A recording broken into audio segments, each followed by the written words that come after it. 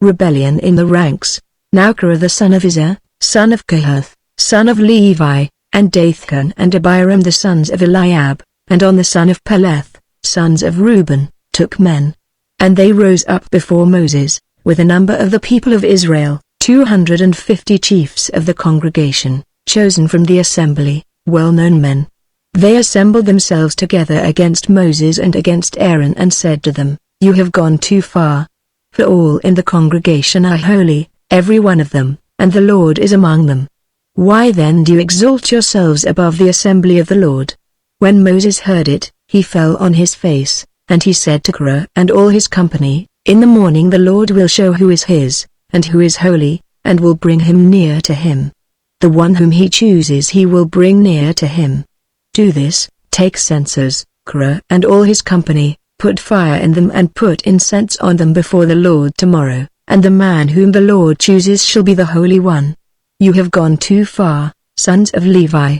And Moses said to Korah, "Hear now, you sons of Levi, is it too small a thing for you that the God of Israel has separated you from the congregation of Israel, to bring you near to himself, to do service in the tabernacle of the Lord and to stand before the congregation to minister to them, and that he has brought you near him, and all your brothers the sons of Levi with you? And would you seek the priesthood also? Therefore it is against the Lord that you and all your company have gathered together. What is Aaron that you grumble against him?" And Moses sent to call Dathan and Abiram the sons of Eliab, and they said, "We will not come up. Is it a small thing that you have brought us up out of a land flowing with milk and honey, to kill us in the wilderness, that you must also make yourself a prince over us? Moreover, you have not brought us into a land flowing with milk and honey, nor given us inheritance of fields and vineyards. Will you put out the eyes of these men? We will not come up." And Moses was very angry and said to the Lord, "Do not respect their offering. I have not taken one donkey from them, and I have not harmed one of them." And Moses said to Korah, "Be present, you and all your company, before the Lord, you and they, and Aaron, tomorrow. And let every one of you take his censer and put incense on it, and every one of you bring before the Lord his censer, 250 censers, you also, and Aaron, each his censer." So every man took his censer and put fire in them and laid incense on them and stood at the entrance of the tent of meeting with Moses and Aaron. Then Korah assembled all the congregation against them at the entrance of the tent of meeting. And the glory of the Lord appeared to all the congregation, and the Lord spoke to Moses and to Aaron, saying, "Separate yourselves from among this congregation, that I may consume them in a moment." And they fell on their faces and said, "O God, the God of the spirits of all flesh, shall one man sin, and will you be angry with all the congregation?" And the Lord spoke to Moses, saying, "Say to the congregation, Get away from the dwelling of Korah, Dathan, and Abiram." Then Moses rose and went to Dathan and Abiram, and the elders of Israel followed him. And he spoke to the congregation, saying, "Depart, please, from the tents of these wicked men, and touch nothing of theirs, lest you be swept away with all their sins." So they got away from the dwelling of Korah, Dathan, and Abiram.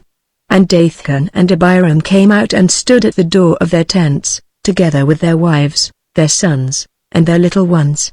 And Moses said, "Hereby you shall know that the Lord has sent me to do all these works, and that it has not been of my own accord. If these men die as all men die, or if they are visited by the fate of all mankind, then the Lord has not sent me. But if the Lord creates something new, and the ground opens its mouth and swallows them up with all that belongs to them, and they go down alive into Sheol, then you shall know that these men have despised the Lord." And as soon as he had finished speaking all these words, the ground under them split apart, and the earth opened its mouth and swallowed them up, with their households and all the people who belonged to Korah and all their goods. So they and all that belonged to them went down alive into Sheol, and the earth closed over them, and they perished from the midst of the assembly. And all Israel who were around them fled at their cry, for they said, "Lest the earth swallow us up." And fire came out from the Lord and consumed the 250 men offering the incense. Then the Lord spoke to Moses, saying, "Tell Eleazar the son of Aaron the priest to take up the censers out to the blaze." then scatter the fire far and wide, for they have become holy. As for the censers of these men who have sinned at the cost of their lives, let them be made into hammered plates as a covering for the altar, for they offered them before the Lord, and they became holy. Thus they shall be a sign to the people of Israel.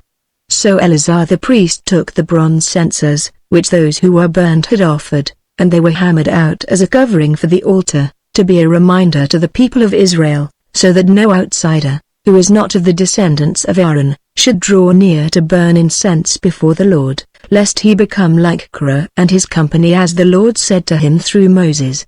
But on the next day all the congregation of the people of Israel grumbled against Moses and against Aaron, saying, "You have killed the people of the Lord." And when the congregation had assembled against Moses and against Aaron, they turned toward the tent of meeting. And behold, the cloud covered it, and the glory of the Lord appeared.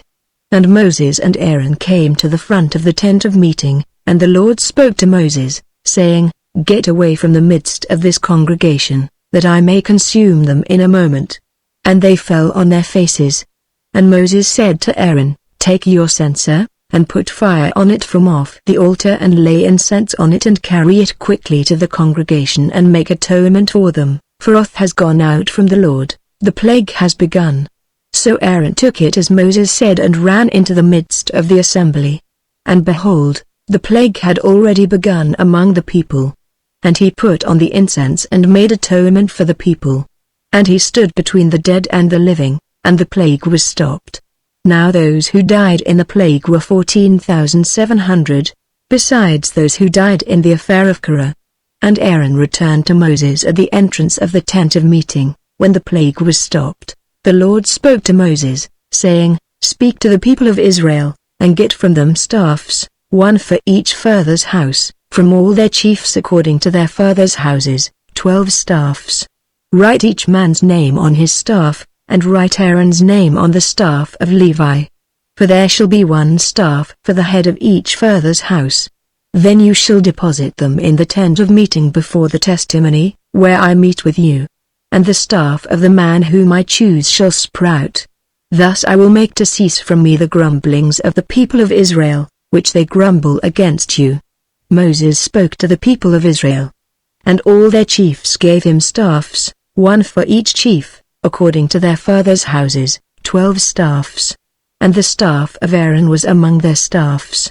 And Moses deposited the staffs before the Lord in the tent of the testimony. On the next day Moses went into the tent of the testimony, and behold, the staff of Aaron for the house of Levi had sprouted and put forth buds and produced blossoms, and it bore ripe almonds. Then Moses brought out all the staffs from before the Lord to all the people of Israel. And they looked, and each man took his staff. And the Lord said to Moses, "Put back the staff of Aaron before the testimony, to be kept as a sign for the rebels, that you may make an end of their grumblings against me, lest they die." Thus did Moses, as the Lord commanded him, so he did. And the people of Israel said to Moses, "Behold, we perish, we are undone, we are all undone. Everyone who comes near to the tabernacle of the Lord, shall die. Are we all to perish?"